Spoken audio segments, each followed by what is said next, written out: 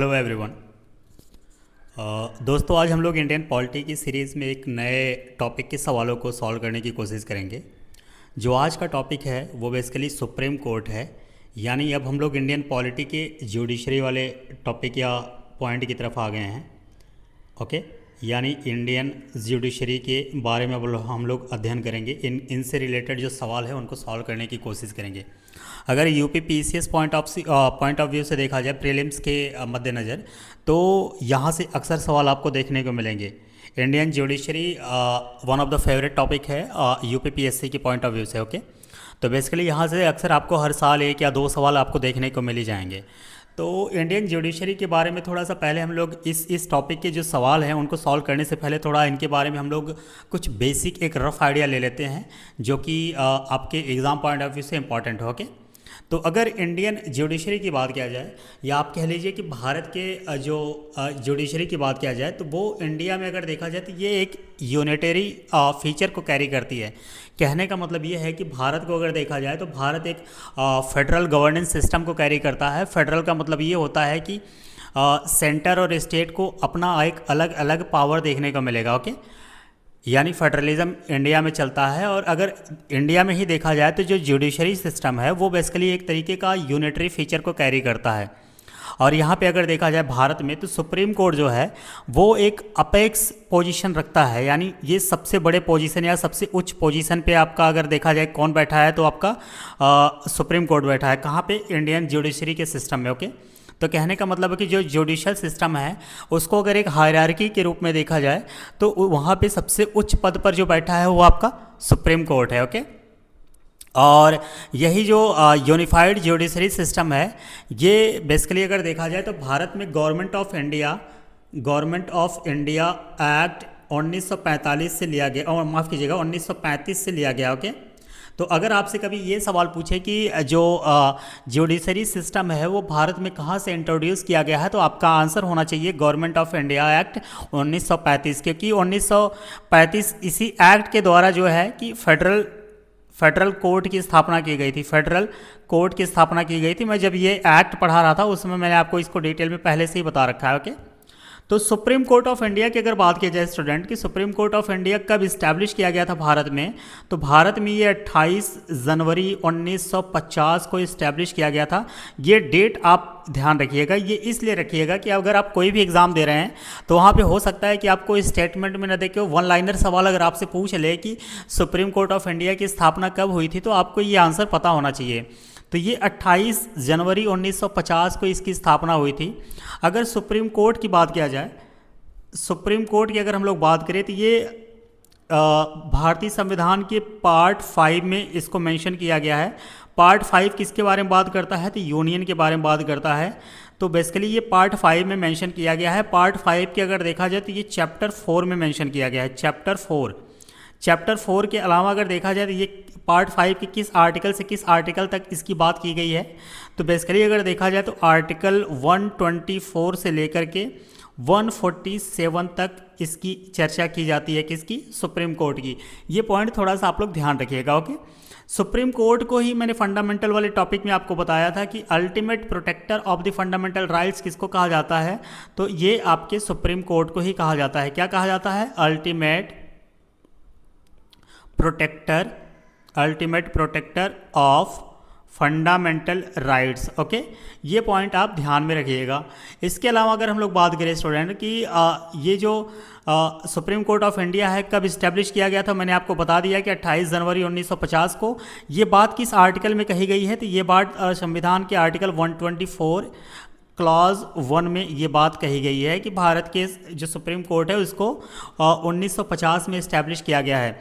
जब हमारे supreme court की स्थापना हुई थी, यानी जब इनिशियल फेज़ में 1950 में इसकी स्थापना हुई थी, तो उस समय अगर देखा जाए तो उस समय इसमें टोटल एक CJI साहब थे, chief justice of India, plus 7 और मेंबर थे। यानी 7 आप कह लीजिए अदर जजेस थे। यानी टोटल उस समय टोटल 8 मेंबर का बेंच हुआ करता था। 8 मेंबर मतलब कहने का मतलब ये है कि 8 जजेज हुआ करते थे जब ये शुरुआत में सुप्रीम कोर्ट की स्थापना की गई थी 1950 के दौरान। ओके, तो एक चीफ जस्टिस ऑफ इंडिया थे, 7 अदर जज थे, टोटल कितने हो गए, 8 मेंबर मैं लिख दे रहा हूँ यहाँ पे, 8 मेंबर उस समय हुआ करते थे। ओके, तो ये कुछ बेसिक पॉइंट था। थोड़े से इसके और बेसिक पॉइंट को हम लोग जानने की कोशिश करते हैं, क्योंकि एग्ज़ाम में ज़्यादातर आपको सवाल वहीं से देखने को मिलेंगे। ओके, तो प्रोसीजर ऑफ अपॉइंटमेंट ऑफ जजेस की अगर हम लोग बात करें कि हमारे इस जुडिशरी सिस्टम में किस तरीके से या कौन सा प्रोसीजर है जिसके तहत जजेस को अपॉइंट किया जाता है, तो अगर सुप्रीम कोर्ट की बात किया जाए तो सुप्रीम कोर्ट में देखा जाए तो प्रेसिडेंट जो भारत के राष्ट्रपति महोदय होते हैं वही सुप्रीम कोर्ट के जजेस को अपॉइंट करते हैं।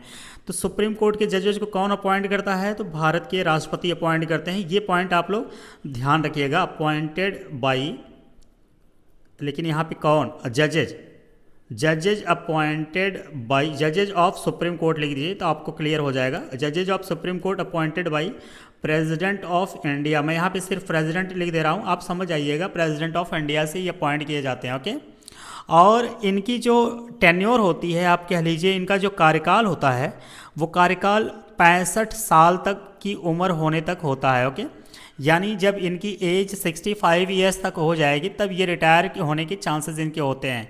लेकिन ऐसा नहीं है कि सिर्फ ये मतलब 65 साल के होंगे तभी रिटायर हो सकते हैं। ओके, इनको अगर ये मिसकंडक्ट या इनकैपेसिटी यानी इनकैपेबल हैं अपनी सर्विस को ये प्रॉपर तरीके से निर्वहन नहीं कर सकते, तो इनको बेसिकली अगर देखा जाए तो इनको रिमूव किया जा सकता है। तो जैसे ही प्रेसिडेंट भारत के प्रेसिडेंट इनको अपॉइंट करते हैं तो भारत के प्रेसिडेंट के द्वारा ही इनको रिमूव भी किया जा सकता है। ये अभी जब प्रोसेस ऑफ रिमूवल आएगा तो मैं आपको बता दूंगा।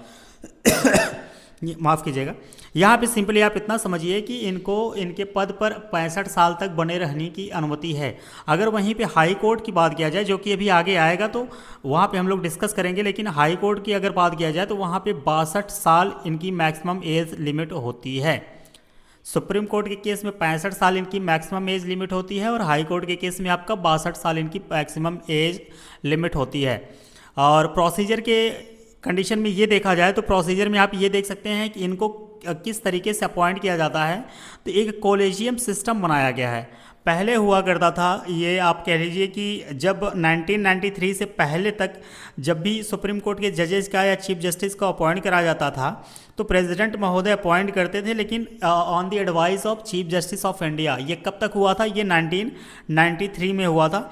1993 के बाद से अगर देखा जाए तो एक कॉलेजियम आप कह लीजिए सिस्टम आया था या लाया गया था। कॉलेजियम सिस्टम में क्या होता है, बेसिकली एक चीफ जस्टिस साहब होते हैं, चीफ जस्टिस ऑफ इंडिया, और 4 जो सीनियर मोस्ट जज होते हैं वो इसके मेंबर होते हैं, सीनियर मोस्ट जजेज ऑफ सुप्रीम कोर्ट। ये पॉइंट आप ध्यान रखिएगा। कॉलेजियम सिस्टम में एक चीफ जस्टिस ऑफ इंडिया होते हैं और 4 सीनियर मोस्ट जजेज ऑफ सुप्रीम कोर्ट होते हैं। इन्हीं को मिला करके यानी टोटल 5 मेंबर होके एक कॉलेजियम सिस्टम को बनाया जाता है। ये कॉलेजियम सिस्टम जो होता है, जो भविष्य में मतलब या जो जजों की नियुक्ति होती है उनके बारे में उनके नाम की रिकमेंडेशन जो है वो मिनिस्ट्री ऑफ लॉ को सेंड करते हैं। किसको, मिनिस्ट्री ऑफ लॉ को।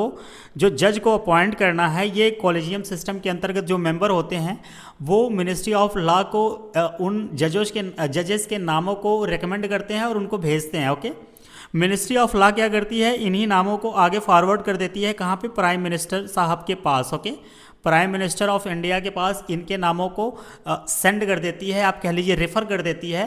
और वो क्या करते हैं, वो बेसिकली इस चीज़ को या इन्हीं नामों को प्रेसिडेंट ऑफ इंडिया के पास रिकमेंड कर देते हैं, भेज देते हैं। अब प्रेसिडेंट ऑफ इंडिया के पास ये पावर होता है कि वो उन जजेस को अपॉइंट कर सकते हैं या वो वापस सुप्रीम कोर्ट की मतलब सुप्रीम कोर्ट के पास रिकंसिडरेशन यानी वापस उसको उस पर विचार करने के लिए वापस उस नाम की लिस्ट जो होती है जजेस की उसको भेज देते हैं। अब लेकिन डिपेंड ये करता है कि प्रेसिडेंट महोदय अगर वापस उस चीज़ को भेज रहे हैं, अगर मैं यहाँ पे जोर दे के कह रहा हूँ, अगर वही नाम को वापस सुप्रीम कोर्ट के द्वारा वापस भेज दिया गया प्रेसिडेंट महोदय के पास, तो वो उस चीज़ को या उस चीज़ को मानने के लिए बाउंड होते हैं, बाध्यकारी होते हैं कि वो वापस उस नाम को दोबारा नहीं भेजेंगे और उन्हीं नामों के रिकमेंडेशन जो की गई है सुप्रीम कोर्ट के द्वारा उन्हीं को जजेस के रूप में नियुक्त कर दिए जाएंगे। ओके, यानी कहने का मतलब है कि प्रेसिडेंट महोदय वापस जब अगर सुप्रीम कोर्ट को इन केस की मैं बात कर रहा हूँ, ज़्यादातर जो चांसेस ये होता है कि वो उन्हीं को अपॉइंट कर देते हैं, लेकिन इन केस अगर वो रिकमेंडेशन के लिए भेज रहे हैं वापस सुप्रीम कोर्ट के पास, तो अगर सुप्रीम कोर्ट वापस इस नाम को प्रेसिडेंट महोदय के पास अगेन भेज दिया, यानी सेकंड टाइम ये अगर भेज दिए, तो प्रेसिडेंट महोदय इस चीज़ को मानने के लिए बाध्य हो जाते हैं या बाध्यकारी होते हैं, आप कह लीजिए बाउंड होते हैं कि उन्हीं नामों के जो सिफारिश है उसको मान लें। ओके, ये थोड़ा सा पॉइंट है किसके प्रोसीजर ऑफ अपॉइंटमेंट की बात करें। अगर हम लोग क्वालिफिकेशन की बात करें, जस्ट अ मिनट, क्वालिफिकेशन की अगर हम लोग बात करें कि सुप्रीम कोर्ट के जजों की क्या क्वालिफिकेशन होनी चाहिए, क्वालिफिकेशन, तो क्वालिफिकेशन में अगर देखा जाए स्टूडेंट, तो सबसे पहला पॉइंट तो ये होगा कि वो सिटीजन ऑफ इंडिया होने चाहिए, यानी वो भारत के नागरिक होना उनका मस्ट होता है, क्योंकि किसी भी पब्लिक पोस्ट पे या किसी भी कॉन्स्टिट्यूशनल पोस्ट पे बैठने के लिए, किसी भी भारत में अगर आपको वो नौकरी या उस पोस्ट पद पे पहुंचना है, तो आपको भारत का नागरिक होना बहुत ज़रूरी है। इसके अलावा ये तो पहला पॉइंट हो गया, उनका पहला क्वालिफिकेशन हो गया कि उन्हें सिटीजन ऑफ इंडिया होना चाहिए। दूसरा अगर पॉइंट देखा जाए तो उन्हें कम से कम किसी एक हाई कोर्ट में या दो से अधिक हाई कोर्टों में मिला के कम से कम 5 साल तक जज के पद पर रहना जरूरी है, दूसरा पॉइंट हो गया। इसके अलावा अगर हम लोग तीसरे पॉइंट की बात करें तो किसी एक हाई कोर्ट में या अन्य हाई कोर्टों में मिला के कम से कम उन्हें 10 साल तक एडवोकेट होना ज़रूरी है।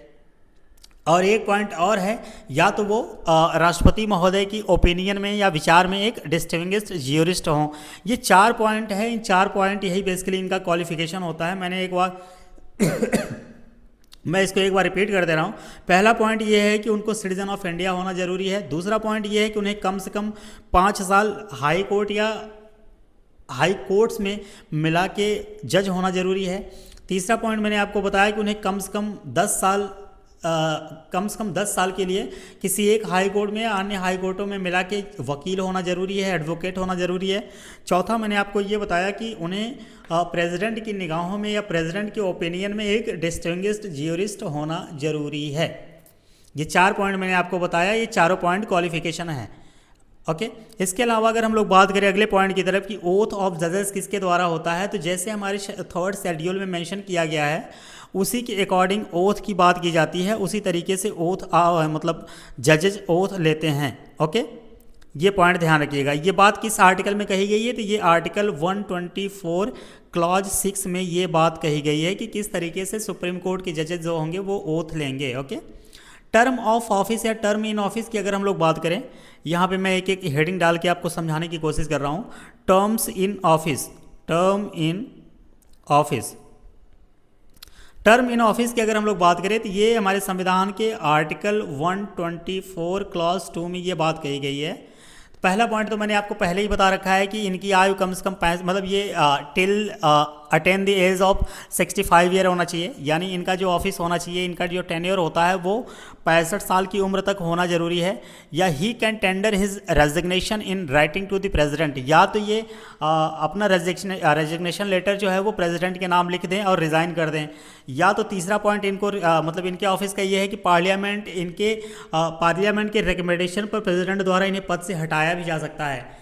ओके, तो कई कैटेगरी है, कई टर्म या कंडीशंस हैं। पहला कंडीशन मैंने आपको ये बता दिया कि ये अपने पद पर 65 साल की उम्र तक बने रह सकते हैं, या अगर इनको और पहले रिज़ाइन करना है या उस पद से हटना है तो ये प्रेसिडेंट के नाम लेटर लिख के रिज़ाइन दे सकते हैं, या तो इन्हें प्रेसिडेंट द्वारा हटाया जा सकता है लेकिन पार्लियामेंट के रिकमेंडेशन के बेस पे। ये पॉइंट आपके लिए इम्पॉर्टेंट हो जाएगा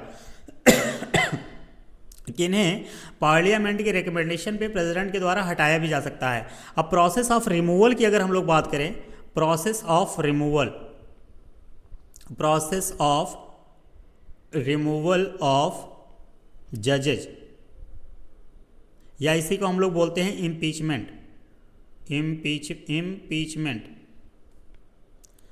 इम्पीचमेंट की अगर हम लोग बात करें तो ये on the ground of proven misconduct या इनकैपेसिटी के केस में, अगर मान लीजिए कि ये अपने काम को प्रॉपर तरीके से निर्वहन नहीं कर पा रहे हैं या इनकैपेबल हैं या मिसकंडक्ट कर रखे हैं, संविधान की जो बातें हैं उनकी अवहेलना कर रहे हैं, उनकी बातों को नहीं मान रहे हैं, तो इनको इनके पद से रिमूव किया जा सकता है।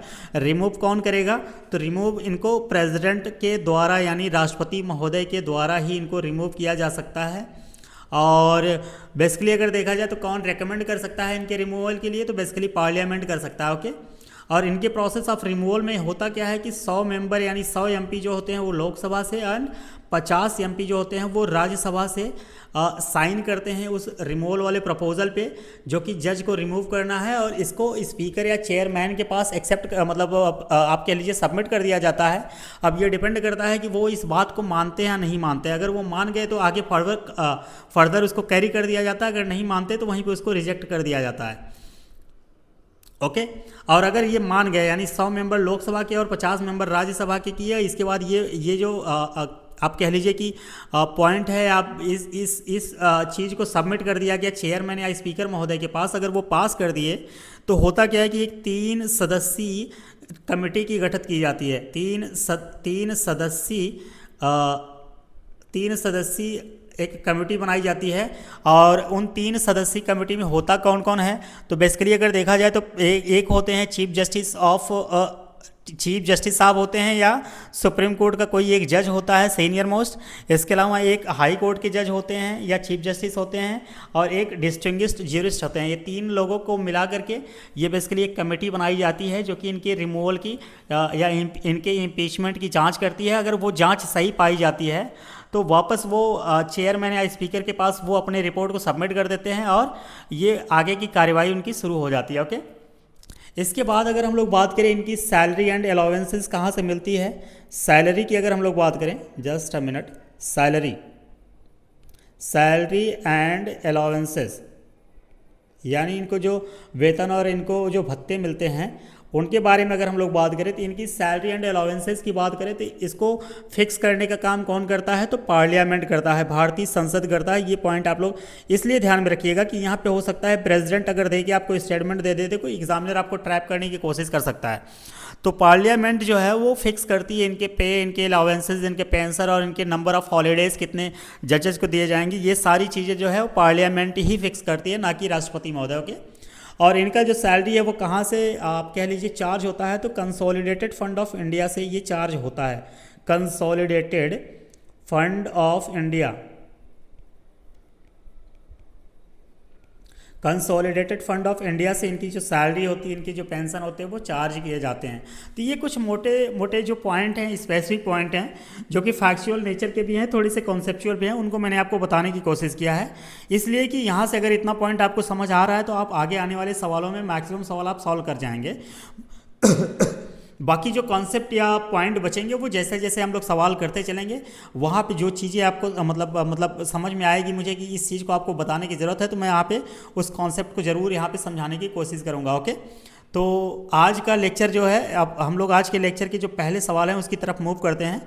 इतना कुछ बेसिक पॉइंट अगर आपके माइंड में है तो आप अल्टीमेटली अगर देखा जाए तो आप सवाल को सॉल्व करने के लिए आगे हो जाएंगे। ओके, तो अब हम लोग मूव करते हैं आज के पहले सवाल की तरफ। आज का पहला सवाल क्या कह रहा है स्टूडेंट कि the current sanctioned strength of जजेज of Supreme Court of India is, यानी कहने का मतलब यह है कि इस सवाल के पूछने का मतलब यह है कि भारत के सर्वोच्च न्यायालय यानी सुप्रीम कोर्ट ऑफ इंडिया में न्यायाधीशों की वर्तमान स्वीकृति क्या है। यानी अगर आज के समय में देखा जाए, जब ये सवाल पूछा गया था तो एक तो 2004 में पूछा गया है, एक वापस इसी को पीसीएस मेंस 2015 में इसको रिपीट कर दिया है। तो अगर उस हिसाब से देखा जाए तो इसका आज के समय में कोई भी आंसर करेक्ट नहीं होगा, लेकिन आज के औचित्य में मैं इसको बता देता हूँ कि इसमें क्या थियोरेटिकल पॉइंट आपको निकल के आएगा। सुप्रीम कोर्ट की अगर बात किया जाए तो सुप्रीम कोर्ट की स्थापना जो है मैंने आपको बता दिया कि पार्ट 5 के चैप्टर 4 में, ये पॉइंट मैं रिपीट कर रहा हूँ वापस, ऑलरेडी शुरुआत में मैंने बता दिया। इसके अलावा आर्टिकल 124 में, इसमें इसके अनुसार की गई है। सुप्रीम कोर्ट की जो स्थापना है वो भारत के संविधान के आर्टिकल 124 के तहत किया गया है। सुप्रीम कोर्ट जो है, अगर सुप्रीम कोर्ट की बात किया जाए तो ये सर्वोच्च न्यायिक मंच है, और ये फाइनली अगर इंडिया में बात किया जाए तो ये अंतिम अपीली न्यायालय है। इससे ज़्यादा या इससे बड़ा कोई और न्यायालय भारत में नहीं है। जब सुप्रीम कोर्ट की स्थापना हुई थी 1950s में, 1950 के दौरान अगर देखा जाए तो इसमें टोटल 8 मेंबर थे। 8 मेंबर में एक सीजीआई साहब थे और 7 अदर जजेस थे। ओके, इसके बाद हुआ क्या कि 1956 में ये संख्या बढ़कर के 11 हो गई सीजीआई के साथ, इंक्लूडेड सीजीआई। ओके, इसके बाद ये 1960 में ये संख्या बढ़ कर के 14 हो गई। फिर 1978 में ये संख्या बढ़ कर के 18 हो गई। और फिर 1986 में ये संख्या बढ़ कर के 26 हो गई। और फाइनली 2008 में ये संख्या बढ़ कर के 31 हो गई। अब 31 हो गई। इसके बाद हुआ क्या कि 2019 में अगर देखा जाए तो 2019 में सुप्रीम कोर्ट या न्यायाधीशों की संख्या संशोधन अधिनियम 2019 के तहत सुप्रीम कोर्ट में न्यायाधीशों की जो संख्या थी वो बेसिकली अगर देखा जाए तो वो 31 से बढ़ा करके 34 कर दी गई। ओके, यानी एक सीजेआई महोदय होंगे चीफ जस्टिस ऑफ इंडिया और 33 अलग जजेज होंगे। तो टोटल ये आज के समय में देखा जाए भारत में अगर पूछा जाए आपसे कभी सवाल कि आज के सिनेरियो में भारत में सुप्रीम कोर्ट में मैक्सिमम जजेस की संख्या कितनी हो सकती है, तो आपका आंसर होना चाहिए 34। ये आज का सिनेरियो है। आज की क्लास हो रही है आपकी 20 मार्च 2026। आज के रेलेवेंस में आपके पॉइंट पूछे कि भारत में सुप्रीम कोर्ट की मैक्सिमम जो लिमिट है जजेस की कितनी हो सकती है, तो 34 आपका आंसर हो जाएगा, including chief justice of India. यानी एक चीफ जस्टिस ऑफ इंडिया होंगे और 33 अन्य जज होंगे। और ये जितना भी है ये ऐतिहासिक या बैकग्राउंड मैंने आपको बता दिया कि शुरुआत में जब ये शुरुआत हुआ था सुप्रीम कोर्ट का तो 8 जजेस थे, उसी में चीफ जस्टिस ऑफ इंडिया थे। इसके बाद धीरे धीरे मैंने आपको बताया कि 11 हुए, फिर 14 हुए, फिर 18 हुए, फिर 26 हुए, फिर 2008 में 31 हुए और 2019 में 31 से बढ़ा करके 34 कर दिया गया। तो आज के रेलेवेंस में देखा जाए तो इसका करेक्ट आंसर इनमें से कोई नहीं होगा। ओके, लेकिन ये जब सवाल पूछा होगा तो कुछ ना कुछ रहा होगा, क्योंकि डिपेंड करता है, एक 2004 में पूछा है, एक 2015 में। अगर 2015 के पॉइंट ऑफ व्यू से चला जाए तो 31 इसका करेक्ट आंसर हो जाएगा, और 2004 के पॉइंट ऑफ व्यू से चला जाए तो इसका 26 करेक्ट आंसर, जो कि है ही नहीं। ओके, तो इतना समझ लीजिए कि माफ़ी चाहिए, इतना समझ लीजिए कि आज के रेलेवेंस में अगर आपसे सवाल पूछे कि कितने जजेस सुप्रीम कोर्ट में है तो 34 होना चाहिए आपका आंसर। ओके, अगले सवाल पे हम लोग मूव करते हैं। अगला सवाल कह रहा है कि जजेज ऑफ सुप्रीम कोर्ट में resign his office by writing a letter. मैंने लेक्चर के स्टार्टिंग में ये बताया कि जब भी जजेज को रिमूव करना होता है तो वो या तो 65 साल की उम्र अगर उनकी हो गई तो वो खुद ही रिटायर हो जाते हैं, या तो वो अपना रेजिग्नेशन लेटर जो है भारत के राष्ट्रपति महोदय को लिख करके अपना रेजिग्नेशन या रिज़ाइन कर सकते हैं, यानी ऑप्शन नंबर 20 का करेक्ट हो जाएगा, या तो पार्लियामेंट के रिकमेंडेशन पे राष्ट्रपति महोदय उनको हटा सकते हैं। तो 3 पॉइंट मैंने आपको बताया था, तीनों पॉइंट आप अपने माइंड में बैठा के रखिएगा। तो यहाँ पे सवाल क्या कह रहा है कि जजेज ऑफ सुप्रीम कोर्ट में resign his office by writing a letter to, किसको लिखेंगे, तो राष्ट्रपति महोदय की तो लिखेंगे। ओके, और ये बात कहाँ कही गई थी, हमारे संविधान के आर्टिकल 124 क्लॉज 2 और सब क्लॉज ए में ये बात कही गई है। ओके, ये पॉइंट आप ध्यान में रखिएगा।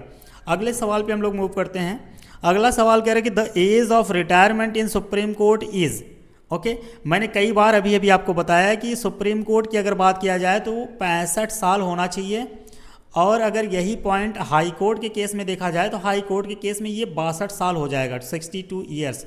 जैसा सवाल आएगा वैसा आपका आंसर हो जाएगा। अगर आपका आंसर कॉन्सेप्ट क्लियर है तो सवाल किसी भी तरीके से एग्जामिनर फ्रेम कर ले, आपका करेक्ट ही आंसर आएगा। ओके, तो यहाँ पे आपका आंसर क्या हो जाएगा, ऑप्शन नंबर डी, 65 साल, क्योंकि पूछा क्या है सुप्रीम कोर्ट के बारे में। तो सुप्रीम कोर्ट के जजेस की रिटायरमेंट होती है, 65 साल उसका एज होना चाहिए। ओके, अगले सवाल पे हम लोग मूव करते हैं। अगला सवाल कह रहा है कि सैलरीज ऑफ जजेस of Supreme Court are determined by, यानी जो सुप्रीम कोर्ट के न्यायाधीश होते हैं उनके वेतन कौन निर्धारित करता है। तो मैंने अभी लेक्चर के शुरुआत में बताया कि पार्लियामेंट के पास ये पावर होती है कि पार्लियामेंट जो होता है वो सुप्रीम कोर्ट के जजेस की सैलरी, उनके नंबर ऑफ हॉलीडेज, उनके पर्क्स एंड अलाउंसेज, ये सारी चीज़ें ये निर्धारित करता है। कौन करता है, तो पार्लियामेंट, यानी भारतीय संसद। ऑप्शन नंबर सी इसका करेक्ट हो जाएगा। और ये बात कहाँ कही गई है, तो ये बात कही गई है आर्टिकल 125 क्लॉज 1 में। ये पॉइंट आप लोग ध्यान रखिएगा। ओके, अगले सवाल पे हम लोग मूव करते हैं। अगला सवाल कह रहा है कि द जजेज of Supreme Court after retirement are permitted to carry on practice before. कहने का मतलब इसकी ये है कि सुप्रीम कोर्ट के जो न्यायाधीश होते हैं वो जब रिटायर हो जाते हैं यानी सेवानिवृत्त हो जाते हैं, तो उसके बाद न्यायालय में वकालत जारी रखने के लिए अधिकृत होते हैं। तो किस न्यायालय में होते हैं supreme court only, high court only, या बोथ सुप्रीम कोर्ट और हाई कोर्ट। तो इसका करेक्ट आंसर हो जाएगा नॉन ऑफ दिस एबव। क्यों, क्योंकि जब भी सुप्रीम कोर्ट के जज रिटायर होते हैं तो हमारे संविधान के आर्टिकल 124 124 क्लॉज 7 में ये बात कही गई है कि, या कह लीजिए कि 124 क्लॉज 7 के अनुसार कोई भी व्यक्ति जो सुप्रीम कोर्ट के न्यायाधीश के रूप में पद धारण कर चुका है और भारत के क्षेत्र के भीतर किसी भी न्यायालय या प्राधिकरण के समक्ष पैरवी या कार्य नहीं करेगा। यानी जब भी कोई जज सुप्रीम कोर्ट का रिटायर हो जाता है तो वो किसी भी भारत की टेरिटरी में पाए जाने वाले किसी भी न्यायालय में न तो वो वकालत कर सकता है, न किसी अन्य तरीके का काम कर सकता है। ओके, तो यही रीज़न है कि इसका करेक्ट आंसर आपका हो जाएगा option number D, none of the above. अगले सवाल पे हम लोग मूव करते हैं। अगला सवाल कह रहा है कि acting chief justice of the supreme Court of India is appointed by, यानी एक्टिंग चीफ जस्टिस का मतलब होता है कि कार्यकारी या कार्यवाहक मुख्य न्यायाधीश। तो सवाल कह रहा है कि कार्यवाहक मुख्य न्यायाधीश of Supreme Court of India is appointed by, किसके द्वारा अपॉइंट किए जाते हैं। तो हमारे संविधान में आर्टिकल 126 के अनुसार सुप्रीम कोर्ट के जो एक्टिंग चीफ जस्टिस होते हैं उनकी नियुक्ति जो है वो भारत के राष्ट्रपति के द्वारा किया जाता है। यानी इसका करेक्ट आंसर आपका हो जाएगा ऑप्शन नंबर सी। भारत में अगर देखा जाए तो जो एक्टिंग चीफ जस्टिस होते हैं उनकी नियुक्ति जो होती है वो भारत के राष्ट्रपति के द्वारा ही किया जाता है।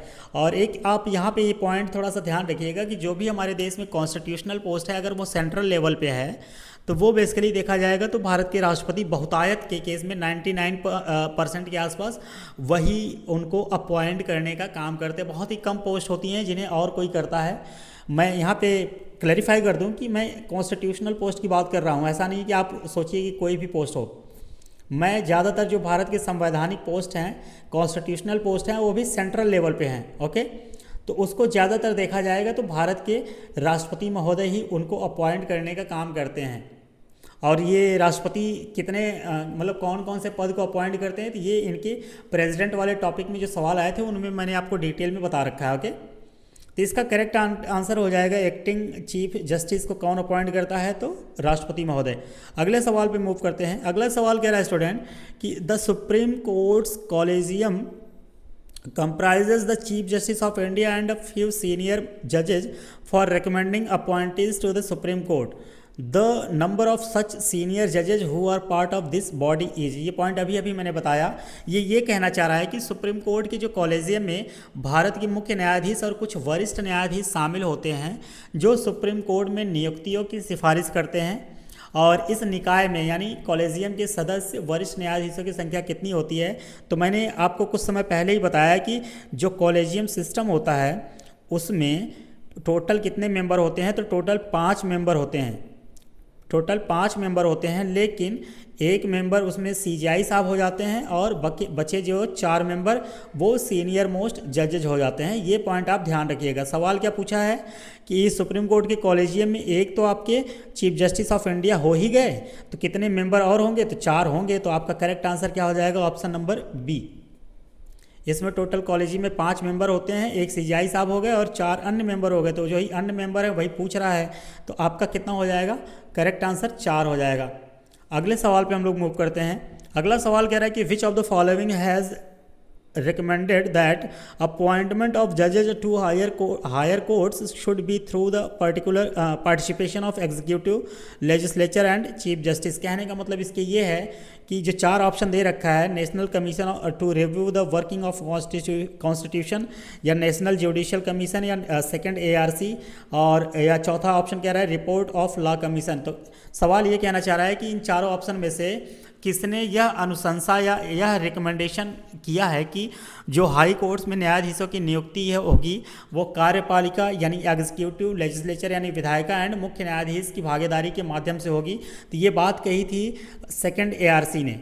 सेकंड ARC का फुल फॉर्म क्या हो गया, सेकंड एडमिनिस्ट्रेटिव रिफॉर्म कमीशन, यानी ऑप्शन नंबर सी जो होगा इसका करेक्ट आंसर हो जाएगा। सेकंड ARC ने ही इसकी रिकमेंडेशन की थी और यह आयोग जो है ये 31 अगस्त 2005 को वीरप्पा मोइली साहब के अध्यक्षता में स्थापित किया गया था। ये पॉइंट आप ध्यान रखिएगा। कब बना गया था सेकेंड एआरसी? तो ये 31 अगस्त 2005 को बनाया गया था। अगर आप यूपीएससी की तैयारी करते हैं तो सेकेंड एआरसी रिपोर्ट जो है आपको डिटेल में पढ़नी पड़ेगी, ओके, क्योंकि वहाँ पे थोड़ा सा एनालिटिकल सवाल पूछता है और ये काफ़ी काम आता है, ओके। सेकेंड एआरसी रिपोर्ट जो है वो 31 अगस्त 2005 को वीरप्पा मोइली की अध्यक्षता में इस कमीशन का आप कह लीजिए मतलब स्थापना किया गया था, ओके। अगले सवाल पे हम लोग मूव करते हैं। अगला सवाल कह रहा है स्टूडेंट कि the Indian constitution provides for the appointment of ad hoc जजेस इन। एडहॉक जजेस की अगर बात किया जाए तो सवाल पूछ रहा है कि जो भारतीय संविधान है वो एडहॉक जजेस की जो नियुक्ति होगी वो सुप्रीम कोर्ट में करता है, हाई कोर्ट में करता है, डिस्ट्रिक्ट एंड सेशन कोर्ट में करता है, या ऑल ऑफ दी एबव करता है।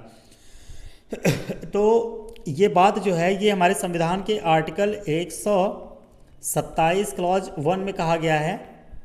और ये जो अपॉइंटमेंट होता है बेसिकली अगर देखा जाए तो ये सुप्रीम कोर्ट में होता है, यानी ऑप्शन नंबर ए इसका करेक्ट हो जाएगा। एडहॉक जजेस की जो नियुक्ति होती है वो सुप्रीम कोर्ट में ही होती है, ओके। ये बात कही गई है हमारे संविधान के आर्टिकल 127 के क्लॉज 1 में। अगले सवाल पे हम लोग मूव करते हैं। अगला सवाल कह रहा है कि द मिनिमम नंबर ऑफ जजेस of Supreme court required for hearing any case involving interpretation of the constitution is. सवाल के कहने का मतलब यह है कि संविधान की व्याख्या से संबंधित किसी भी मामले की सुनवाई के लिए सुप्रीम कोर्ट के न्यायाधीशों की न्यूनतम संख्या आवश्यक है या जरूरी है। तो एक पॉइंट आप लोग ध्यान रखिएगा, ये बड़ा ही इंपॉर्टेंट पॉइंट है कि कोई भी कॉन्स्टिट्यूशनल बेंच बनाने के लिए, कॉन्स्टिट्यूशनल बेंच यानी कहने का मतलब ये है कि जब भी हमारे हायर जुडिशरी में यानी सुप्रीम कोर्ट में कोई कॉन्स्टिट्यूशनल मैटर पे बेंच बनाई जाती है और उसके सुनवाई के लिए मतलब उसकी सुनवाई के लिए अगर देखा जाए तो कितने मतलब कम से कम न्यायाधीशों की ज़रूरत होती है, तो आपका करेक्ट आंसर हो जाएगा 5, ओके। यानी जब भी कोई भी कॉन्स्टिट्यूशनल मैटर पे बात होनी है या कोई सुनवाई होनी है तो सुप्रीम कोर्ट में कम से कम मिनिमम 5 जजेस की एक बेंच बनाई जानी चाहिए, तभी वो सुनवाई हो पाएगी संविधान से या संविधान की व्याख्या से संबंधित मैटर पे। और इसी जो बेंच बनाई जाती है इसी को क्या बोलते हैं? Constitutional bench. तो कितने नंबर ऑफ जजेस की ज़रूरत होती है? 5। तो इसका करेक्ट आंसर आपका हो जाएगा ऑप्शन नंबर डी 5, ओके। तो उम्मीद करते हैं स्टूडेंट ये लेक्चर आपको पसंद आएगा और आप सभी लोग यहाँ तक बने रहे, इसके लिए बहुत बहुत धन्यवाद। इसके जो बचे हुए सवाल हैं उनको हम लोग अगले लेक्चर में कवर करने की कोशिश करेंगे। ये इंपॉर्टेंट टॉपिक है इसलिए थोड़ा सा लेंदी ये सीरीज चलेगी, ओके। तब तक के लिए आप सभी को थैंक यू सो मच।